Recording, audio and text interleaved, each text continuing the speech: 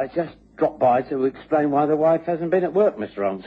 She's that sorry to be letting you down. That's quite all right, Mr. Hudson. I quite understand. I knew Mrs. Hudson must be unwell. She so very rarely stays away. Is it the flu? Asian flu. That's what it's called. Trust these foreigners that come up with something really nasty. She'll be all right, though. Tough old girl she is. Is Dr. Watson about? He might like to look in on her. Unfortunately, Watson is away on the continent. In Bern, I understand, for a European medical conference.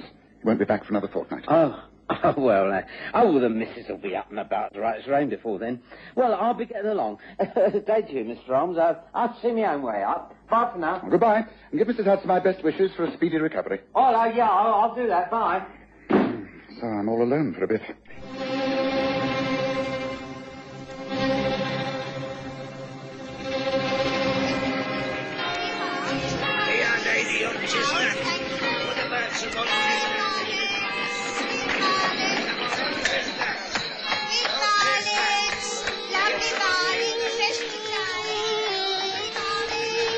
We present the stories of Sherlock Holmes.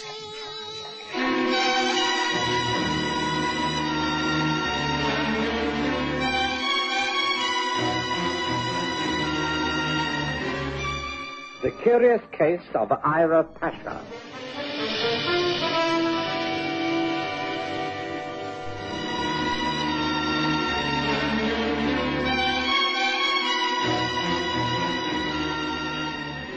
Almost all the cases of Mr. Sherlock Holmes have been chronicled by my husband, Dr. John Watson. This is the one case he has not written about, simply because great care has been taken to keep the whole affair a secret from him. Mr. Holmes advises me to write it all down in order to rid it from my mind. I hope it will do so, for it has been one of the worst experiences of my life. It occurred when my husband went away to Switzerland to attend a European medical conference. About 2 weeks after John had left, something occurred that threw my life into grave confusion. I was in utter despair. There was only one person I could turn to. In spite of the lateness of the hour, I hired a hansom cab, and with minutes it was clocking its way through the stormy night to Baker Street and Mr. Sherlock Holmes. Mary Watson. My dear, sir, you must have been. Come in. Oh, sorry to call like this. Now, come up the stairs to the sitting room. There's a good fire still crackling in the grate. You can take off that wet cloak and bonnet. Now, come along. I simply had to come. There we are. Now then, not another word. Not a word until you're more comfortable. Now, place yourself in front of the fire. Oh, thank you. Tell me what it is that so upset you. It's not Watson. There's not bad news from Switzerland. No, John is all right. His last letter was very cheerful. It's nothing to do with him. That is it. Only indirectly, you see. I think he... No. Can I help you unless you explain quite clearly what all this is about? I think a small drink might help you. There. Now, here. Drink this. Come along. Oh, thank you. Right. Now, start at the beginning and tell me everything. Well, it started late this afternoon. I'd been doing a little shopping, and when I returned, I found a stranger on the doorstep. A young lady, dressed in the height of fashion, but with an elegance that was not English. She was very beautiful in a dusky sort of way. She asked for my husband, and I told her he was not available. I thought she wanted a doctor, you see, and started to recommend John's friend across the road. But she asked to come in and talk. Well, naturally, I agreed. I'm sorry that my husband is not at home. He's abroad at the moment. I do not expect him back for the next week or 10 days. Oh, that is most unfortunate. I need his help so much. It was a last resort. Pray sit down and tell me what is wrong. Are you ill, in need of medical care? Oh, no. No, it is nothing like that. I did not know that Dr. Watson was a married man. I'm sorry. There's no need to apologize. But what is it you want? You obviously do not know my husband. No, we have never met. And you are not ill, so what is it that brings you here? Mrs. Watson. It is so hard for me to explain. This is all so different from what I had imagined. I do not know how to begin. I have been in Great Britain only 7 weeks. I came from Turkey. My name is Ida Pasha. My mother came from Takkar in Afghanistan. That is where I was born. I've been traveling with my fiancé, Anton Fournier. He is in trading enterprises, a junior partner in an international export organization. We stay at the Bedford Hotel, Bailey Street. This should be the prelude to our marriage and the start of our honeymoon. But unless I can produce £1,000 within the next 2 days, it will all end in tragedy. £1,000? But I don't understand. Why should you need such a vast sum of money? It is Anton. He has to pay the money to a man named Grigor Harat within 2 days, or he will be ruined. He owes this money and cannot pay it back? But what about his firm, his partner? No, you do not understand. And I express myself so poorly. Anton, he does not owe the money. He's being forced to pay it. He is being blackmailed. What? Blackmailed? By the man Grigor Harat? Well, can he not go to the police? Oh, no. You see, there were stolen goods brought into this country by Anton without him knowing. But the man, he has the evidence to say that Anton was guilty. He will not hand over the evidence if he's not paid £1,000. If he does not get the money, then he exposes Anton's crime. Oh, dear. Well, I am most dreadfully sorry for you, but I cannot see any way I can help, and forgive me for asking, but why do you seek out my husband? He's unknown to you, just a name. He's simply a struggling London doctor. Why did you come here to him? I cannot say. It was a wild idea. I have no friends. I do not know anybody in London. I was at my wit's end. I'm sorry. I shall go back to Anton. We must find some other way of raising the money. I'm sorry. I go. No. Wait. I'm not satisfied. How did you know that John Watson lives here? Who told you about us? And I repeat, why did you think of turning to him for help? I knew his name. I found the address from the medical list of doctors in the city. That is all. There is no need for explanations. I will leave you. No, please. There is more to this than you say. I must know. What has my husband to do with you? You have not been married to him very long. You were not childhood sweethearts. No, I've only known my husband since he practiced in Paddington and lived for a number of years in Baker Street. Then his early life is unknown to you. Well, I know he was honorably discharged from the army after a distinguished military career as a doctor in India and Afghanistan. Afghanistan. Yes. That is where he met Kanina Pasha. Kanina Pasha? My mother. She was highborn, the royal blood of the princes. They were never married, of course, but I am her love child. I am your husband's daughter. I couldn't believe my ears. It didn't make sense. I sat looking into the eyes of this stranger, this beautiful young woman who had made the most extraordinary claims. Then I realized that part of her beauty was because, in contrast to her complexion and the jet black hair, her eyes were grey blue, John's eyes. Mr. Holmes, you cannot imagine what a shock this has been to me. Yes, I can, Mary, but try to think dispassionately. The very fact that this woman has grey blue eyes does not mean a thing. It will take far more proof than that to establish her claim to be Watson's daughter. However, pray continue with your story. I imagine you were stunned by her statement, but surely you questioned her.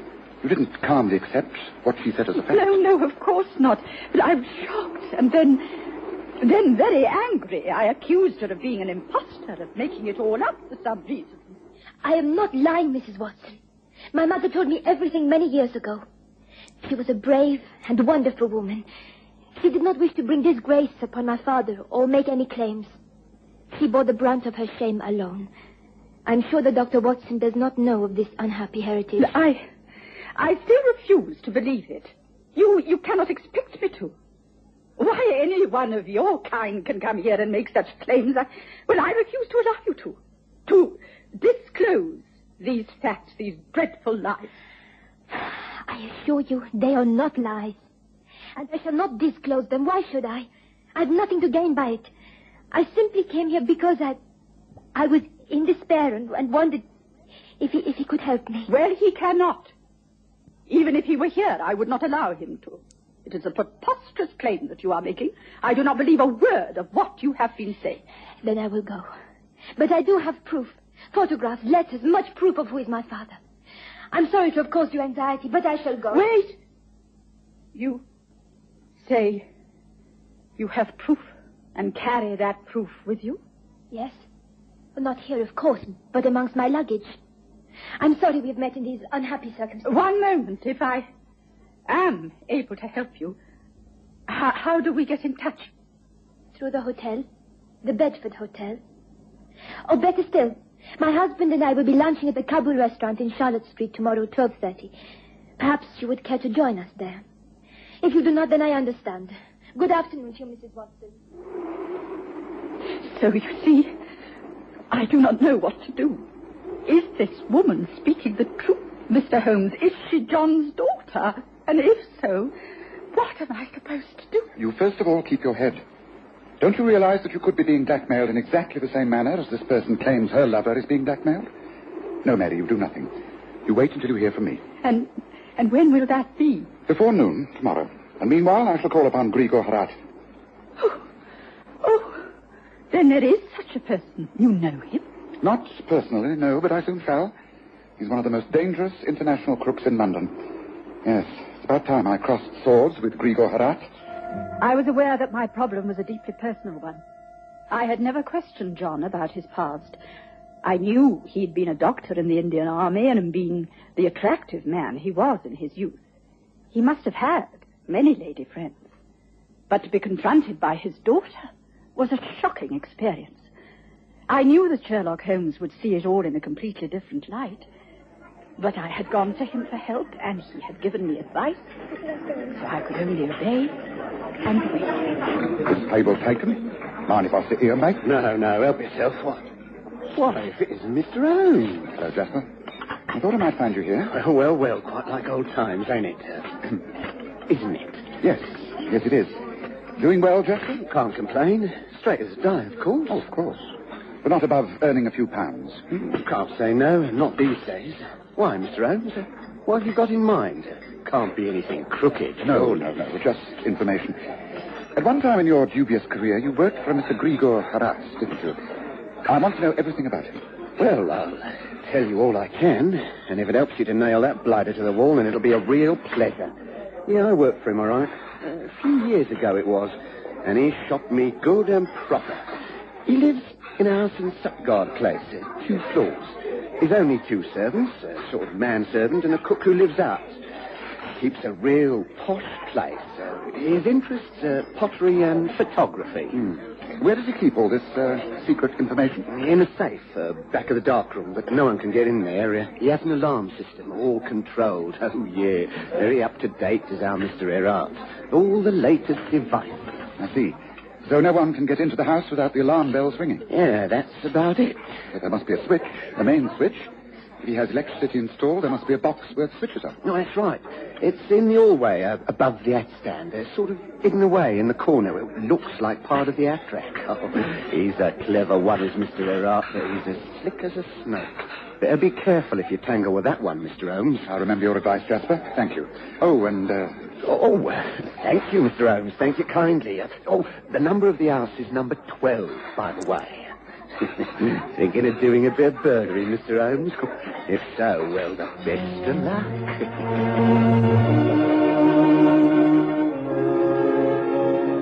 I spent a troubled night and woke tired and strained. I waited anxiously for news from Sherlock Holmes. He was the most dependable man, and sure enough, just before 12 o'clock, the doorbell rang. He was there with a carriage waiting and drove me to the Kabul restaurant in Charlotte Street. By this time, I wondered if it had been a dream, if Ara Pasha did exist, if there was a friend called Anton Fournier. I rather hoped there wasn't. But there was. I'm so glad that you came, Mrs. Watson. This is Anton. How do you do, Mrs. Watson? I've heard much about you. How do you do, Mr. Fournier? May I present Mr. Sherlock Holmes? Mr. Holmes, this is Miss Ira Pasha and Mr. Anton Fournier. Hello, Mr. How do you Holmes. do? I'm very pleased to meet you. May we talk before we order our meal? Yes, of course. Perhaps I'm the one who should explain. I seem to be the cause of all the trouble. I take it that Mrs. Watson has explained my difficulties to you, Mr. Holmes. I think I am aware of the situation. Now tell me how you became involved with this man, Grigor Harat. I find that hard. I am a foreigner to this country, like Ira. I import the goods, and this man, he says that he finds in the china vases that I bring here is the opium, the heroin, the drugs, you understand? I cannot prove that I know nothing of this. But he has the bills of loading. He says he has the proof, and he wants the money before he destroys the proof. Exactly what is the proof? He has a sample of china, a small vase, exactly like the all of my cargo that lies in the wharf at Limehouse. He has papers, much evidence. I see. And what of you, Miss Pasha? Has he any evidence, any papers against you? He knew my mother. He knows a great deal about my family. I have to support Anton. Oh, Mr. Holmes, this is very distressing for me. I know of your friendship with Dr. Watson. For his sake, I wish that you can help us. I shall do my best. But you do realize that we're all known to this man, Harat? I cannot confront him openly. He knows me. And I should be unable to negotiate in any way. Both of you are known to him, and so there is only one person who can help us. And that is you, Mary. Me? But what can I do? Anton will give you a sample of his chinaware. You will go to number 12, Sutgard Place, and offer it to Mr. Grigor Harat. You will talk knowledgeably about the china and porcelain, and then you will contrive to find the alarm switch. It must be perfectly planned. You are capable of doing this, for everyone's sake. Now listen most carefully, for it all depends upon you, Mary. And so you bring me this example, and you say it is for sale. How much do you want, madame? £500. It is worth more than that. Surely you are able to value it more accurately. Well, I know that it is of the continental kind. It is a product of the Vincennes period. See, the base is marked with 2 swords and the letter A. It is of the year 1753. Yes, that is true. How knowledgeable you are. You say these things as though you have just learned them. Have you just learned them, Mrs. Watson? I beg your pardon? You surely did not think that I would be taken in by this obvious pretense. The girl, Ira Pasha, she goes to you, and she says that she is your husband's daughter. You believe her, and her lover, the man Anton, gives you this china vase. Why did you come here, Mrs. Watson? Did you think you could trick me? I am Grigor Harat, and I know more of what goes on in London society than any man alive. Well, what sort of bargain shall we make? You wish me to give you proof that your husband is not the father of that young lady? Why surprise you, do I not? I seem to know everything. I came here because I thought you would wish to buy the vase. I don't know what you are talking about. If you do not wish to do business, then with your permission, I shall leave. But of course, you may leave immediately. I am a gentleman. I do not cause trouble with the married men. Permit me. Here, take the vase. Tell Anton Fournier that my bargain remains good. I want the money. He knows the amount. I want it by tonight. Otherwise, I shall expose him. And the young lady who says she is your husband's daughter. You may leave now. Very well. I shall go. You have won, Mr. Harat. I acknowledge that. It has been a great pleasure, madame. This way. Before I go, there is one thing, one very important thing that I wish to know, and that is, have you proof that this Ira Pasha is the daughter of... You are very concerned about that, are you not, my dear lady? But it never pays to delve into the past. I only asked because... I'm afraid that all the emotion is too much. I grow faint and... Madame. Typical of a woman, fainted away. Well, lie there. A little brandy will revive you. And from now on, nothing will alter my plans.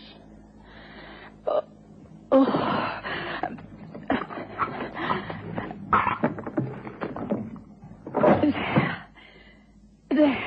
Here you are. Pasha, drink this down and get out of my house. Come on, Mrs. Watson. You have failed in whatever you wish to achieve. Drink. Thank you.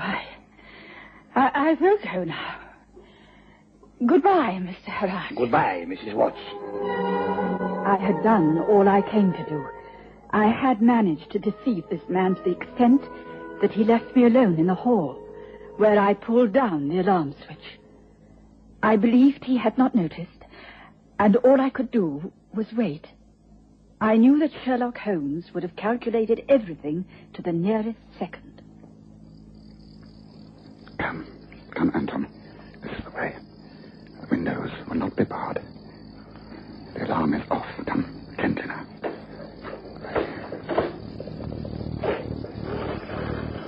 There. Now, in we go.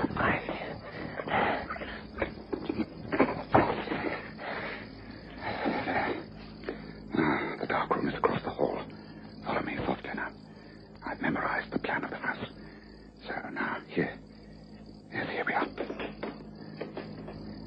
Now, wait. You have won yet again, Gregor. No, my dear. We have won. You are my beautiful young lady. Together we have won. I have all the evidence to get money from your so-called lover and from Mrs. Watson. She must be a great fool to have believed your story. With what we shall make out of this and the traffic within the China delivery, we shall be able to retire most comfortably, eh? That is all I have ever wished for. I want nothing but riches and power. That fool of a woman. Most women are fools. Yeah, all of them. Except you, my darling. Stay just where you are. Do not move, either of you. Oh, no. Not where I can fight. I never knew the conclusion of this most curious case. Sherlock Holmes was careful to protect me from the details. I did read of the death of Grigor Harad and the sudden disappearance of the young woman who called herself Ara Pasha. Mr. Holmes thanked me for my part in the affair, but I was most unhappy about it all. There's nothing to feel at all guilty about, Mary. You've seen the death of a monstrous man. Grigor Harad would have ended up dead somehow or another. He was so evil that someone would have had their revenge sooner or later. But Anton and that woman Ara... When thieves fall out, anything can happen. Yes, but was she? Was she John's daughter? She was a liar and a cheat, but she still had John's eyes. What do I do now? What I have always advised, you do nothing. If the contents of Grigor Harad's darkroom reveals photographs, evidence, then you pretend not to know about it. And you must never mention this to your husband. Not ever. Do you understand, Mary? There are some things best left alone, and this is one of them. You love your husband, don't you? Oh, yes, oh, yes. Then be silent, Mary, and let things remain as they are. This is our secret. Be silent.